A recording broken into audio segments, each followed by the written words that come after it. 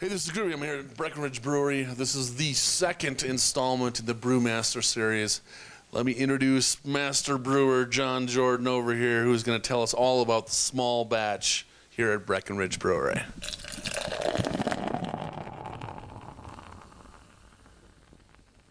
Hi, my name's John Jordan. I'm the quality assurance brewer at Breckenridge Brewery. I've been with Breckenridge for 13 years now. Been brewing beer for 17 years. Breckenridge, we started up in the town of Breckenridge, obviously with our name. Moved down to Denver 22 years ago. This is our third facility that we're here in at 471 Calumet Street. So yeah, we're gonna try some beers today. I'm Ryan Workman, and I'm the Colorado Field Marketing Manager for Breckenridge Brewery. And I am Matt Eldridge, also work in marketing here at Breckenridge Brewery. It's way down. All right. So first beer we're going to try is the REGAL PILSNER. This is an Imperial Pilsner, obviously made with a lager yeast. All Pilsners are. A lot of Czech hops in there. It's 7% alcohol. What I like most about this beer is, well, for a Pilsner style, being an Imperial, it's a little sweeter than most Pilsners are.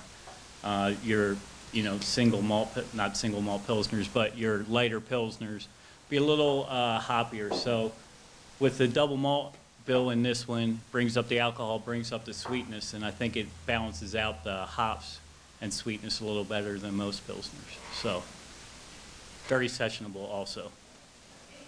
Cheers. Cheers.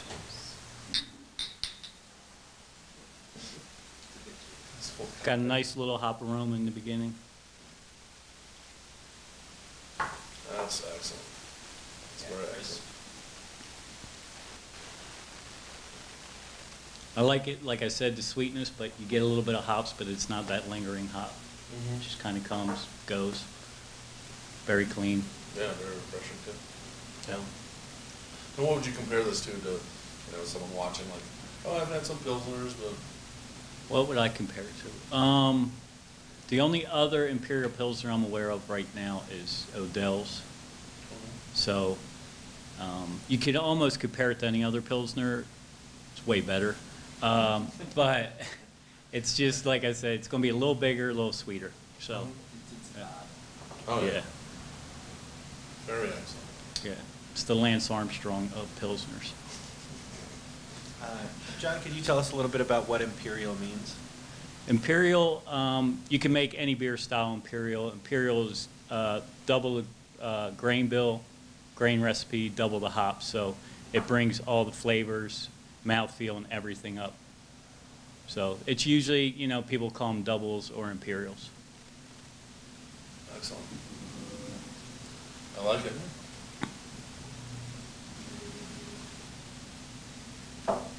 And all these beers that we're going to be tasting here today are all Imperial beers that make up our small batch series. Yeah. I'll tell you a little bit about the small batch series.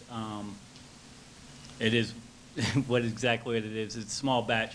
Since they're Imperial, you get less finished product out of them. When you make a grain bill, say like when you brew an Avalanche, you'll use 2,400 pounds of grain in that beer, and we'll yield almost 100 barrels out of every 100-barrel batch that we brew. When you double the grain, that grain saturates and it soaks up more of the liquid. So your finished product, like on the 471, we'll try that in a little bit, our double IPA, we can fit 3 what would be 50-barrel batches of beer in one 100-barrel fermenter, just to show you the yield difference. So instead of taking 2 brews to fill that fermenter, because we have a 50-barrel brew house, it takes 3 brews to fill the fermenter. So these are truly small batch beers. So double the amount of materials to make the beer and half the amount of beer. Exactly, yeah. Seems to work out in our favor. Yeah. But twice the deliciousness. That's Oh, right. yeah. That's right. I'd say 4 times. Nice. So should we move on to ESB? Do it. So as we said, these are Imperial or double. So the ESB is our extra ESB. It's a traditional ESB style beer. ESB stands for Extra Special Bitter, which on the sales side of things makes it a tough sell because that word bitter really turns a lot of people off. Most ESBs aren't super bitter. It's just the name of the beer from way back. They do. English term, right, for beer is bitter. Yes. That's where it comes from. Yeah, and there's, you know, several different styles of beers with the word bitter in them. You know, there's English bitters and best bitters and stuff like that. So, yeah, ours, again, being Imperial, nice and malty, good hop finish. We dry hop this beer. We dry hop all these, but the 72 Imperial. So let me backtrack to the Regal real quick. Another thing, a lot of lager beers don't get dry hopped. So when we do our Pilsner, we dry hop that. And what dry hopping is when the fermentation process is finished, we actually add more hops into the fermenter. And what it does is bring out a bigger aroma and a little bit of bitterness. So most IPAs are dry hopped. So when you get that floral note, when you're smelling IPAs, that's usually going to come from the dry hop.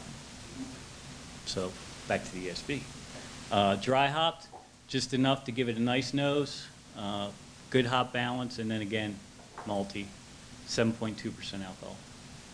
Cheers. Cheers.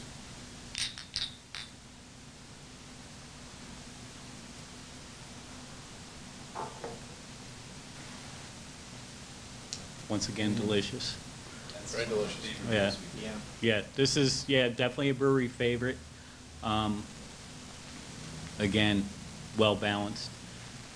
I don't think it's overly hoppy, like I said, and I just think it's just good, easy drinking beer for as high as alcohol as it is. There's a lot of flavors going on too. Yeah, it's interesting. And with this, to keep it a traditional English ESB, we bring in all the grain and hops from the UK, so they're all imported grain and hops. So, yeah, which makes it kind of a labor of love for the brewers because the 2-row grain bill on this is like 3,000 pounds, and it all comes in 50-pound bags, so they have to kind of spend the day in the mill room to get this one done. So, Wow. yeah. Can you talk a little bit about barrel aging in this beer? Yeah. So we do a collaboration with Stranahan's Distillery, which is literally a mile down the street. It's called the Well-Built ESB. It is this ESB aged in Stranahan whiskey barrels. What makes ours different, not different, but an edge we have on most barrel-aged beers is they'll empty the barrels and the next day they're down here and we're filling them up. So we get super fresh whiskey barrels where there's no time for anything that happened bad in those barrels. So we get a lot of good whiskey flavor out of that. Got anything else on that? It's called Well Built because that's a tagline that Stranahan uses. So that's because of our collaboration. It's a Well Built series. And the hope would be if we do another barrel aged piece that we market larger than just the local Denver market, we would call it. It'd be part of the Well Built series as well. So it'd be like Well Built 471 IPA or however that turns. And then something to, correct me if I'm wrong on this, but something that's great about the barrels as we get them is when other people use barrels, a lot of times they'll get dry and they'll wet them down to seal them back up, so you're getting more of an oak note than anything else when you barrel age. But with us, because we get them so fresh, that's why there's such a whiskey flavor out of them. It actually bumps up the alcohol percentage by like almost a full percentage point. Yeah, I'd say somewhere between a half and a full. Wow. Yeah. And I've had it as my favorite. That's my favorite. Yeah, and a lot of other breweries out there, and I'm not trashing them, but they don't know where their barrels are coming from. A lot of people getting barrels from brokers nowadays, so they can get them, say they're from Stranahan's, but they go to this broker, and who knows how long they sit there and how they're treated, and then they get to the brewery. And like Ryan was saying, if they're not soaking them, so we've gotten barrels before that you fill, not from Stranahan's, from other people. That when we filled them, they just started leaking like crazy, and we couldn't even use them. So if that's happening, who knows what's happening on the inside? So, Right. yeah. Yeah, definitely the advantage of having Stranahan's Whiskey Distillery literally right down the road from us, neighbors. It's made for a heck of a relationship with them. Absolutely. And another plus to barrel aging beers is, so we try and age them for at least 6 weeks, but after 4 weeks, we have to taste them all. and we're doing like 36 barrels at a time. So we have to taste 36 barrels over like a 2-day period, like once a week, to make sure they're working out. And then when they hit their prime, that's when we know it's time to bottle it. So, Nice. yeah. Sounds like a heck of a job. Yeah, it's a hard job. I'd end up sleeping through dinner those days, but And down the road, we'll have to do a little Brewmaster series on our barrel-aged beers. Okay. Bring that to the groovy listeners. oh yeah. Cheers. Cheers.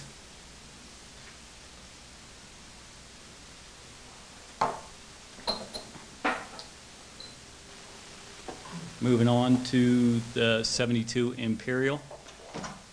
This is the latest addition to our 471 small batch series. Are we still calling it the 471? Or is it just the small batch series? It's just small batch. Yeah, because we don't want to confuse it. All right. So, latest edition to our small batch series, 72 Imperial Double Chocolate Stout. Well, I said Imperial and double, so it's kind of... But yeah, so this is a extremely large stout. And by large or big, I mean it's the mouthfeel in this is, I don't want to say heavy, but It's not heavy. what would you call it? Other than big. There is, yeah, thick. And today is like, because I've had a lot of Breckenridge beers. Today is the first time I had the Imperial. It's nothing short of incredible. I don't know if it's thick, I don't know if it's big, but it's freaking incredible. There is a lot of chocolate in this beer, and I don't know the numbers. What do we claim per keg is like 10 pounds of chocolate or something? Yeah, they put into the Yeah. brew kettle, what are they saying, 280 pounds or something? Is it 280 or 4? Oh, it might be. I think it's 400 pounds per 50 barrel batch. So if someone Yeah. wants to do the math, that's 100 pounds of chocolate. that equals a Yes. lot of chocolate. So, and it's this really nice chocolate, and I'm not going to try and pronounce it. Anyone? Begins with a G, out of San Francisco. Some Guys. dark milk chocolate hybrid, no? Yeah. Started as a collaboration with Rocky Mountain Chocolate Factory, actually. And we kind of were first starting to brew this beer on a serious small batch level. We worked back and forth with Rocky Mountain Chocolate Factory for a long time, coming up with the right kind of chocolate that would complement this big imperial roasty stout. Yeah. So, a lot of chocolate. We also add lactose to it, which adds to that mouthfeel that you get. Yeah, it's a pretty decadent beer.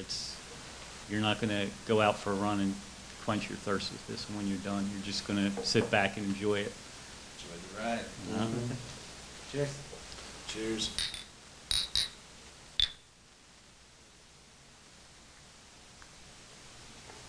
It's amazing. Yeah, Yeah, there's a lot going on in there. yeah. A lot of good stuff going on in there. And there's no Yeah, bad. yeah. This is one of those I'd have to laugh if someone called me and asked me the calorie content in it, because it'd just be like, you don't want to know. Just drink it and enjoy it and don't worry about those things. So, I do get those calls. So. Sure. Anybody see Beer Wars, the movie? I did, yeah. Where Sam Calagione gets that phone call and someone's asking him about calories, and he's like, if you're drinking micros, don't worry about it. You shouldn't be worried about that. So, If you're looking to count calories, 72 Imperial, like chocolate cream stout, probably isn't the direction to go. yep. Thinking Mick Ultra maybe for them. Obviously, a lot of dark malts in that. So there is, obviously, mostly the chocolate flavor is coming from the chocolate, but we do use chocolate malt in there. We use some black malts that'll give you that coffee kind of roasty flavor. So, Yeah, that's incredible. This is the first time I've had it today, so I'm a fan. I like the way you say that, Groovy. First time I've had it today. Well, I never had the Imperial before today. I'm gonna have a few more. but I do get like in the end a little bit of coffee notes and stuff in Oh, there yeah. too. So, It's smooth. yeah, Yeah.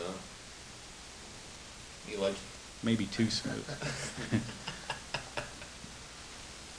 So 7.2% alcohol on that also.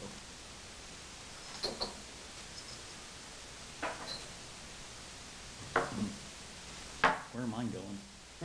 Oh, all right. They're just disappearing. So now we'll move on to the 471 Double IPA. This beer actually kicked off the small batch series. That's why earlier when I said the 471 small batch series, that was the initial name. But this beer got so popular and it's 471, it got known as the 471 IPA that if we kept calling it the 471 small batch series, we were confusing people. So, and then people would call up and ask for a 471 ESB and we'd be like, we don't have it. Yeah. So, double IPA, this kicked it off. I'd say 6, 7 years ago, the big double IPA push came, and New Brewer, any magazine you picked up had an article about how to do double IPAs. Todd Usry, brewmaster here, he knew he wanted to do one. He's a big hophead. I think you have to be in the industry. We were reading how people were doing it. There's crazy things like people were lining their mash tun with hops, and then they mash in on top of the hops just to try and get some more hop flavor out of that. What we decided to do, and those are smaller breweries, but what we decided to do is we're filling our kettle every 500 gallons, we're adding like 4 pounds of hops.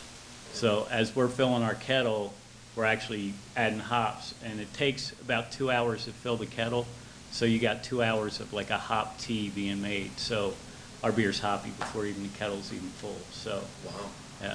And then once we achieve boil, we add a ton more hops. It's a lot. And when you taste this beer, you realize that. And then again, this beer is also dry hopped with a lot. So hops come in 44-pound boxes, and I think we put like, I'd say probably 50 pounds of dry hop for every 100-barrel batch of beer. So it's a lot of dry hop. Yeah, this is one we stay for the end of the tasting because there's a lot of hops in there, so hops tend to crush the palate a little bit. And I used to say this was the palate wrecker, but there's a beer out there now called the palate wrecker. So Really? I don't know if someone did one of my tastings and heard me say that and called their beer that, but someone has the palate wrecker double IPA out there. I was saying it first, I'm telling you. Side note. For as big as hoppy as this IPA is, though, I feel like it's super well balanced with the amount of malt and grain that we throw in there. It's really got that kind of sweetness to sweeten up and wash away a little bit of that dry bitteriness that you get lingering around from the hops. Yeah, absolutely. I think that there was a contest a few years back. I mean, it just seemed like a contest between every brewery to try to see how far they could hop a beer and what the IBU count could be. And so they paid very little attention to taste and quality and just wanted to hop the hell out of a beer. And sometimes they made some pretty good beers that way, but this is 65 IBUs. It's not blowing anybody's lid up, but it is, I mean, it's a hoppy beer, but it's not crazy in comparison to the other ones. And then for me personally, you know, I mean, I enjoy hoppy beers, but I'm not big on the double hop. And as you were saying, as like ESB is your favorite, this is probably my favorite. This is definitely my favorite IPA. It's really a strong beer. Yeah, and I'm glad you guys said that because this is the original recipe too that Todd Usry came up with. It's, you know, from day one, this is how we made it, and he wanted that sweetness with the hoppiness, as opposed to like Ryan was saying that sometimes you get these double IPAs and it's like you grabbed hop pellets and chewed on them, and you know that just lingering hop flavor kind of sticks with you. So, but this isn't happening here. So. Cheers, gentlemen.